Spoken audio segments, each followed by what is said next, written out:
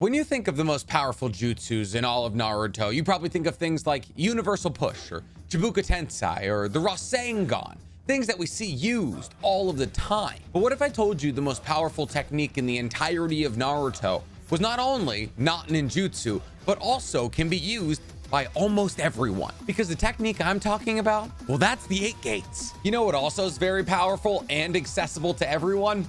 Liking this video, subscribing to the page, and hitting that noti bell. The 8 gates are one of the most talked about jutsu / techniques in the entirety of Naruto, which is what makes it so weird as to why very few people understand fundamentally how they work. What does each one of these gates correspond to? How do you open them? What are they called? What are the consequences? And most importantly, who can open them? Let's answer the easiest question up front. What are the 8 gates? The 8 gates are Tenketsu points. You know, the 361 Tenketsu points that are shown when a Byakugan user activates their Byakugan? Well, 8 of those, 2 in your head, 5 in your spine, and 1 in your heart, are the 8 gates. And ironically, the 8 gates actually exist to limit the amount of chakra that somebody can use. You ever heard one of those dumb and false stats that you only ever use 10% of your brain, or you can only ever access 80% of your strength, or something like that? Well, in Naruto, the 8 gates exist to make sure that people can only access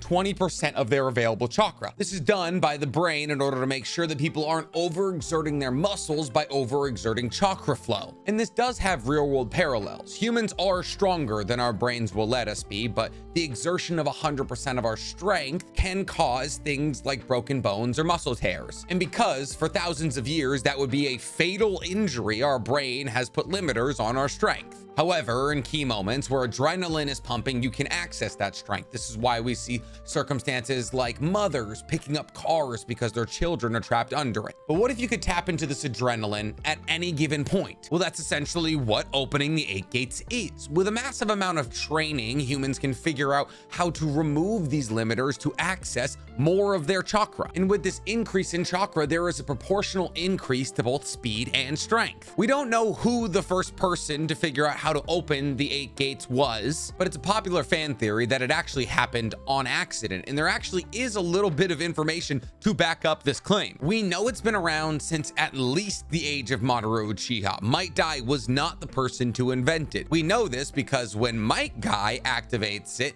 Madara knows what it is. We've actually seen it be activated on accident already, and by somebody who had no training in it. We see in OG Naruto that Kakashi, during a rock climbing kind of training session, is about to fall because he's too weak to climb up this rock face with one hand. In this moment of desperation, he looks deep inside of himself for more power, and he actually opens the first gate unintentionally. This moment is kind of breezed over, but it happens both in the anime and the manga. It's canon, and it implies that if somebody needs power in a certain moment, kind of like how a mother would need power to pick up a car off a child, they can access that power without training. Even Metal Lee in Boruto, this is a non-manga canon moment, has shown to be able to subconsciously open gates with little to no training in them. But there's also the possibility that just because there is people with eyes that can see Tenketsu points, that anatomically people figured out that, hey, listen, I don't think we're getting 100% of our chakra flow, and then they figured out how to break said limiters.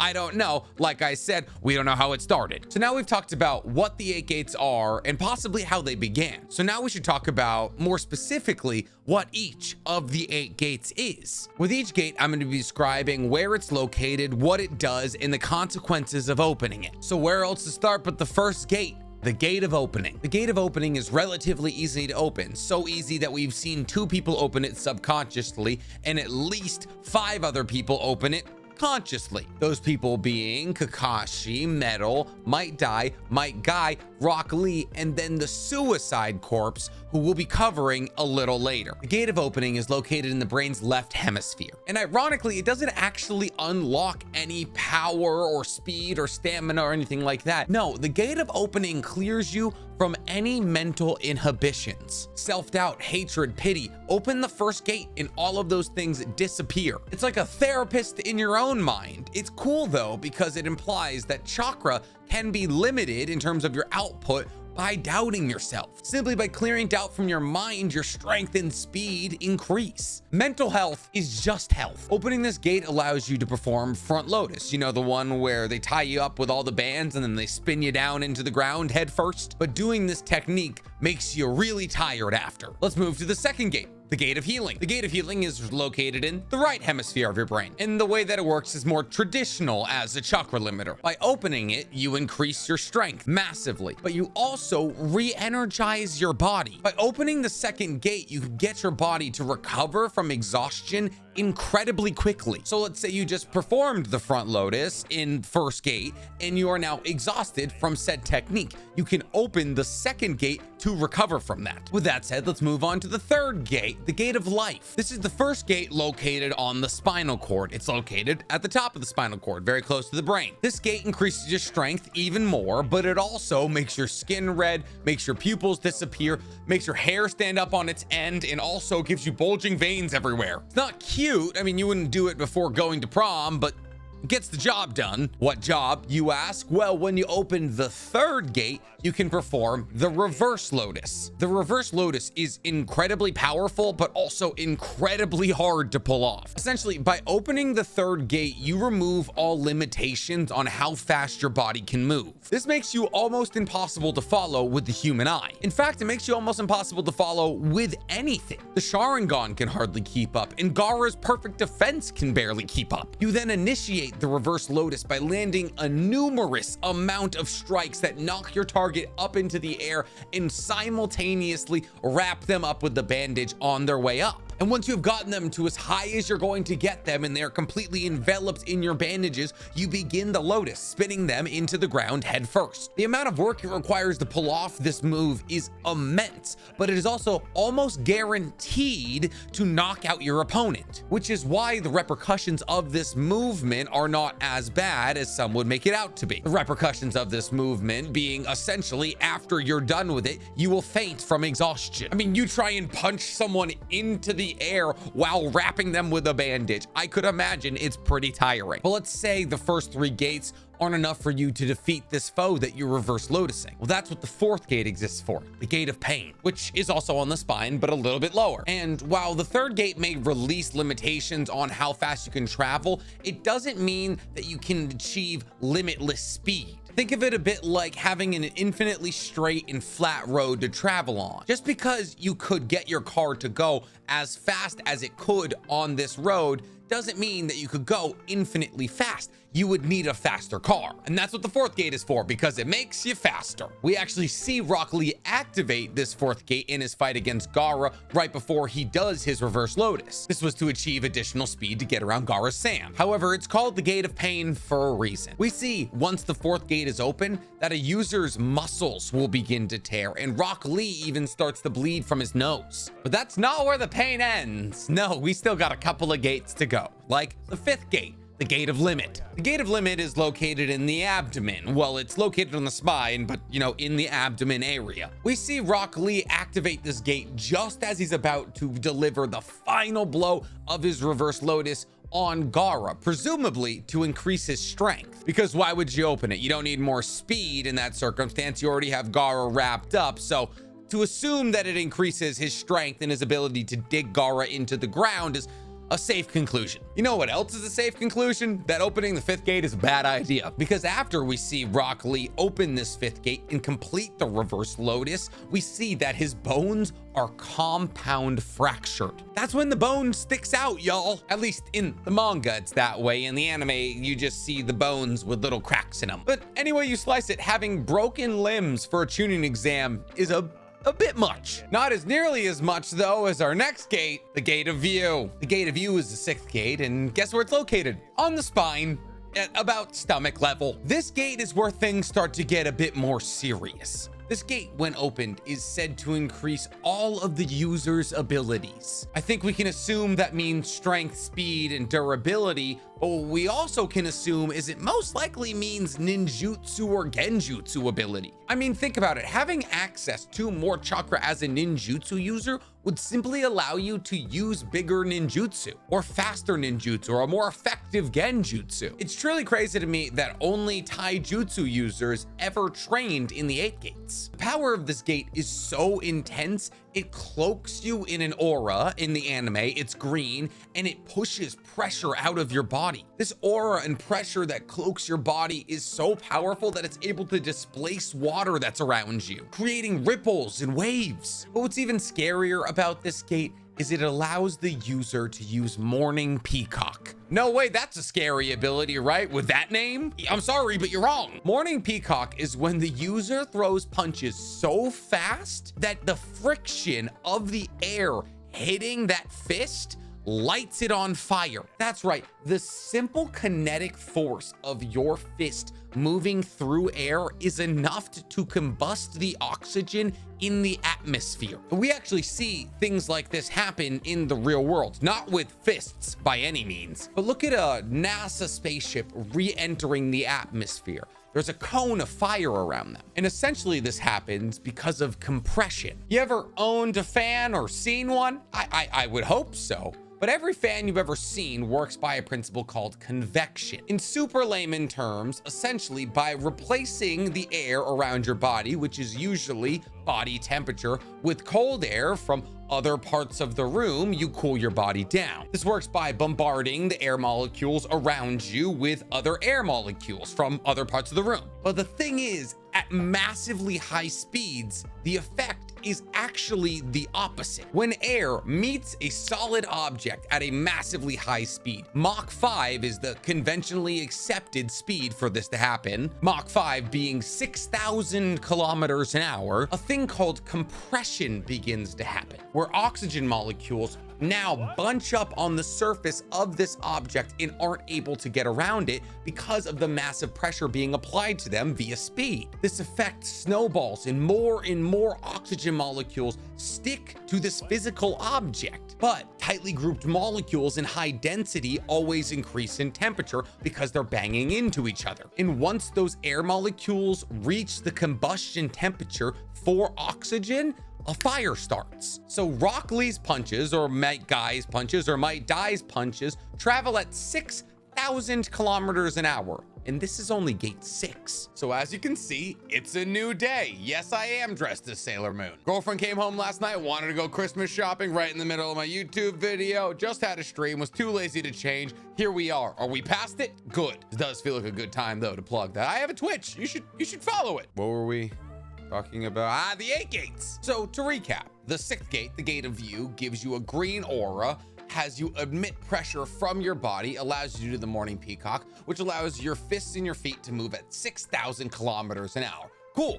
On to the next one. The next gate is the 7th gate, the Gate of Wonder. This is the last gate located on the spine. It's located below the stomach, kind of your tailbone area. When you open this gate, it makes your body emit this blue sweat. And this blue sweat evaporates immediately because your body is putting out so much heat. Because of this, it looks like you're starting to leak blue chakra, but in fact, it's just evaporated sweat. This is actually where Might Guy gets the name, the Blue Bowl of the Leaf. But what does this gate give you besides weird sweat? Well, it gives you access to the daytime tiger. What's the daytime tiger, you ask? It's a great question. And it's actually got a little bit to do with what we were just talking about, compression. By moving a punch at massively high speeds, you create a column of compressed air that you can shoot at high velocities at enemies. Essentially, by compressing air molecules onto your fist and then stopping, you launch this tube of compressed air at an enemy that can wipe them out. It's going 6,000 kilometers an hour. This is incredible because it gives taijutsu users access to long-range attacks, something they typically don't have. But the downside is when we saw Might Guy use it, that one punch ripped all of the muscles in his arm. This renders the leg or the arm that you use to launch this column of air essentially useless. So don't miss. But a couple of ripped muscles pales in comparison to our next gate and our final gate, the 8th gate, the Gate of Death. This gate is located in the heart, and it's activated in a different way than every other gate. Every other gate is opened via mental stimulation. You train and train and train until you can get your brain to open these gates and break these limiters. But the 8th gate doesn't function like that. In order to open the 8th gate, a user needs to puncture their chest with their thumb in order to direct the entirety of their body's chakra to their heart. It's essential to direct the entirety of the body's chakra to the heart because opening the 8th gate allows the user to pump their heart out at maximum speed. By having their heart pump at maximum speed,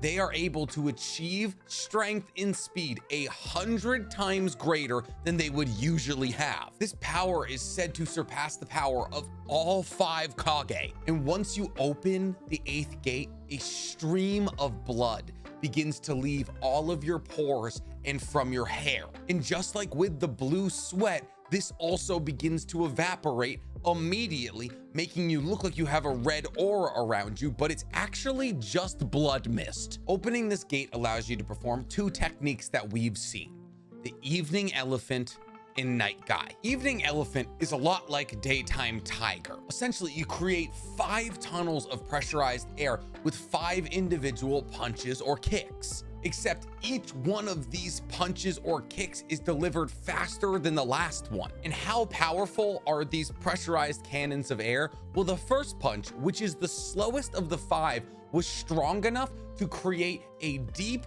and big tunnel into the ground. Like, this is a pressurized shot of air that didn't bounce off the solid surface of the earth.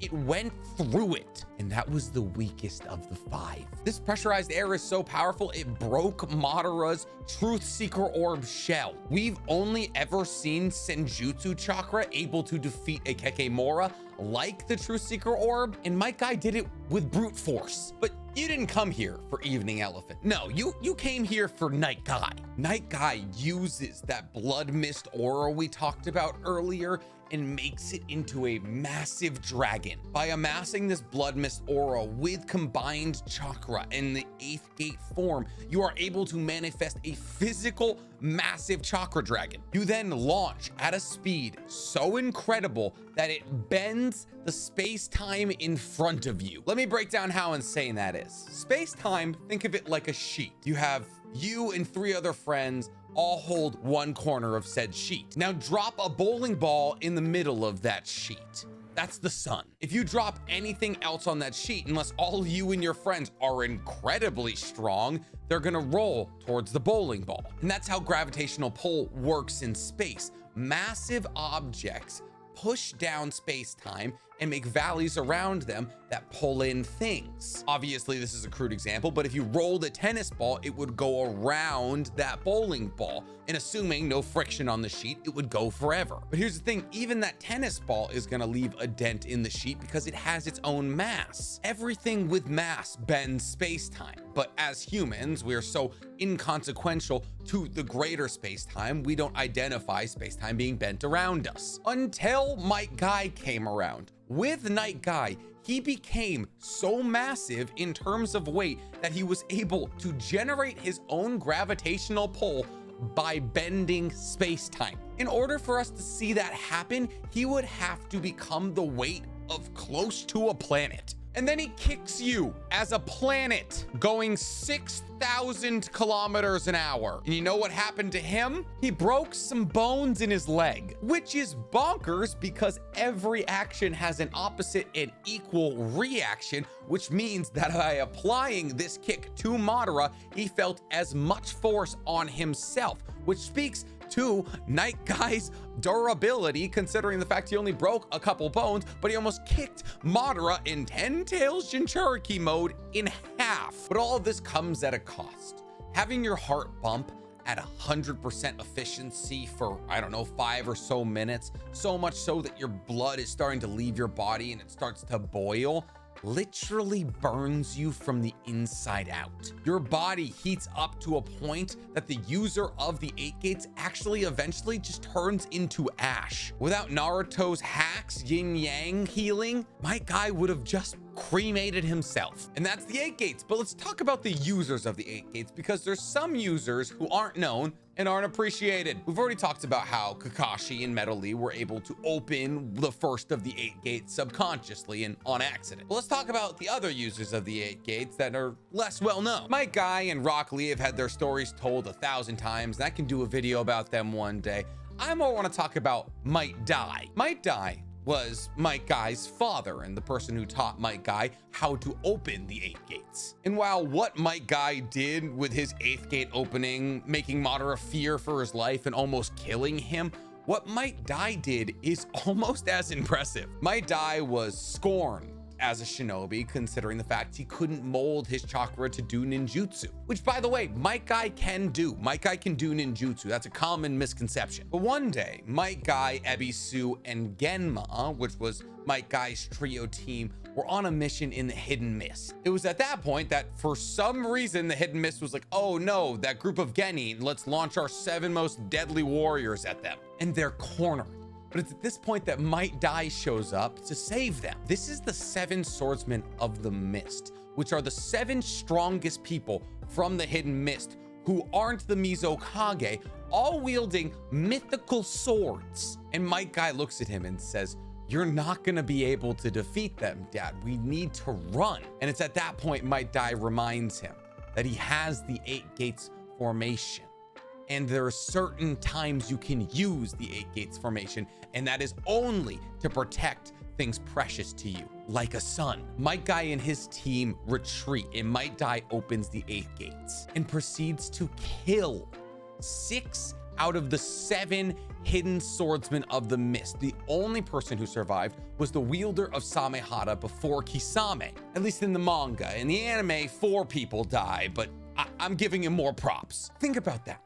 1 versus 7 against a group that is said to be able to topple entire continents with their strength. And he won. That is the power of the 8 gates. The sacrifice of a shinobi's life gives you overwhelming power. Outside of Might Dai, there's also the Suicide Corps, who I mentioned earlier, a group of ninja trained by Rock Lee to open the 8 gates. We know very little about the Suicide Corps. We know there's at least 6 of them and that they trained under Rock Lee 2 years after the war arc. In Naruto the Last, when meteors are falling towards Konoha, this group is employed to open their 8 gates and slice these meteors in half. And here's the thing. When they fly in formation with each other and make what is essentially a massive blade out of their bodies, their aura is green, which means that all of them are opened to at least the 6th gate, which means there are 6 other people in Konoha who can perform the Morning Peacock in at least the 6th gate opening. No wonder it's a time of peace. Imagine 6 people who can topple an entire team that is said to be able to topple continents. And yet that's the only time we've ever seen them, which sucks. Because they probably would have been pretty helpful against Ishiki. And that's it. That's 8 gates covered. That's how it started, what it is, who can use it, and what the gates do. Speaking of doing things though, why don't you do something for me? Why don't you like this video, subscribe to this page, and hit that noti bell? Because I'm wearing a skirt right now, and I still sat down to get you all the information I could. Listen, I'm sorry I put 4 small science lessons in here, but I used to be a biochemist. There's gonna be bleed.